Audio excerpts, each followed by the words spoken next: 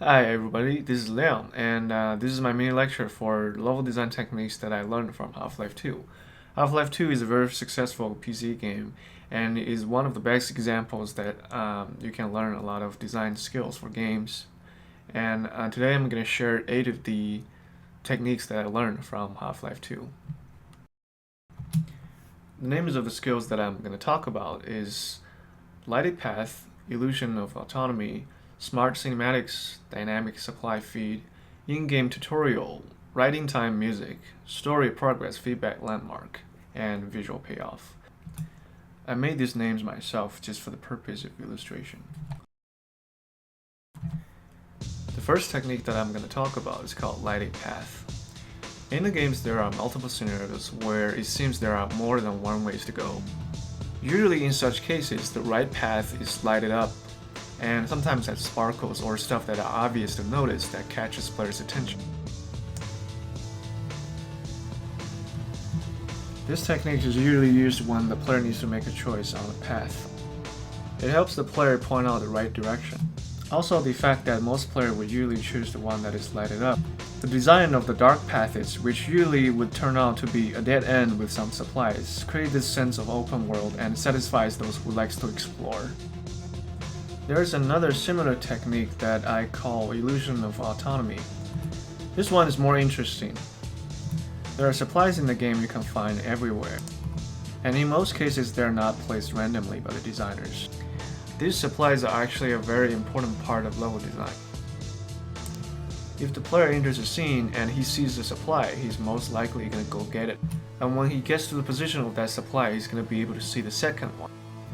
This helps shape the path of the player as the designer wanted to. Combined with combat, the player is going to get the sense that he's making all these choices by himself. Similar to lighted path. This technique is also used in situations where the map can be confusing. This creates this illusion for the player that they are making their own decision while they are actually following the right path. Smart cinematics. This one is a little hard to explain, so I'm going to play a video first and then I'm going to play the video again and explain it.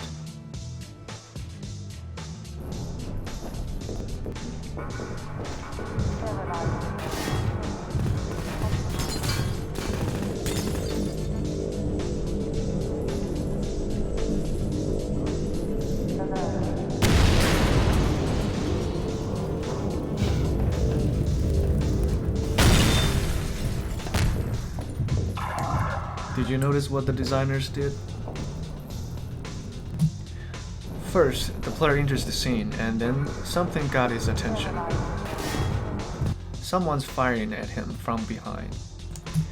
Naturally, the player will try to find out who's firing at him, and then he turns back and this giant ship enters the camera.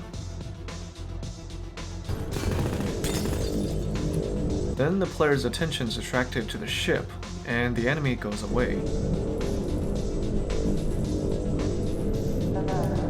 And then the player sees exactly what the designer wants them to see. During the whole process, the player remains the control of the character and the designer did not take the control away to show the cinematics. This is the best way that I have ever seen to lure the player's attention to the cinematics without taking away the player's control. It creates this sense of interaction without breaking the game flow. It's just perfect.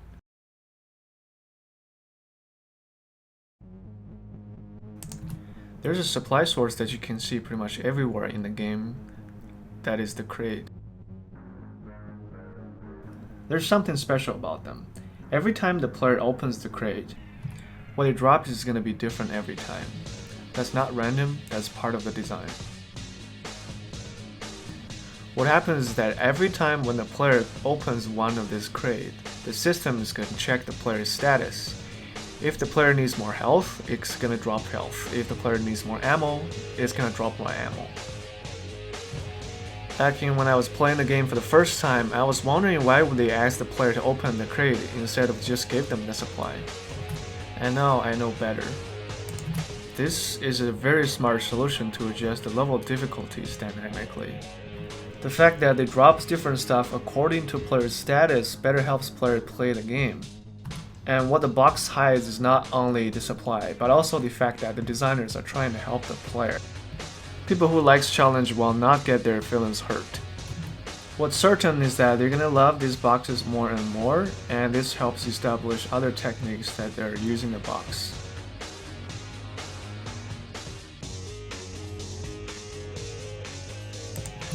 Another design in Half-Life 2 that I love is how they do their tutorial.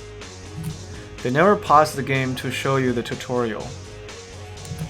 And they don't give you a huge paragraph of instructions to read. If the player is stuck, they'll get hint from the screen or from the NPC. And the designers always have a way to make sure the player get it when they pass the tutorial.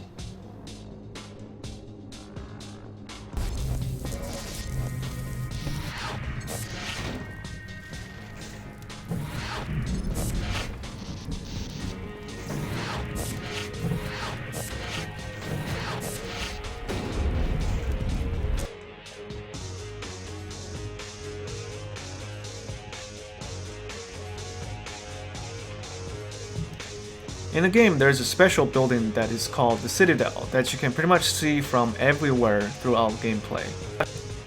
According to the commentaries of the designers in the game, the Citadel not only serves as a landmark, it also tells the player the story progress. It's a symbol in the game that gives player motivation to push the story going.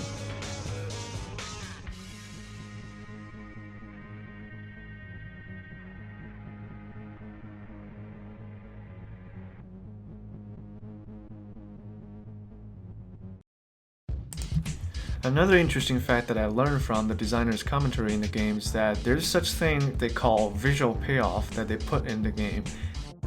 Visual payoff refers to the scenes in the game that are very beautiful or magnificent. Designers of Half-Life 2 use this visual payoff as a different way to reward the players after a long battle. What's amazing about this visual payoff is that they also create space for storytelling. They're astonishing enough to make the player stop jumping around and start to pay attention to the beautiful scene, which creates a perfect chance to insert dialogues to push the story going, and they often serve as nexus for coming events as well. The last thing that I want to introduce is the right-in-time music. Different from many games, Half-Life 2 uses music as the way a movie does. In Half-Life 2, there's no looping tracks that are played in each level again and again. Most times throughout the game, there's no background music at all, but once there's a background music, the music fits in the scene perfectly. Pretty much all of Half-Life's tracks are designed for specific scenes. Compared to other games, Half-Life 2 has fewer soundtracks. But every time when the background music comes up, it brings better dramatic experience because the music is specifically designed for that scene. I'll end this video with 1 minute of gameplay of one of the scenes that uses background music in Half-Life 2 Episode 1. Thank you.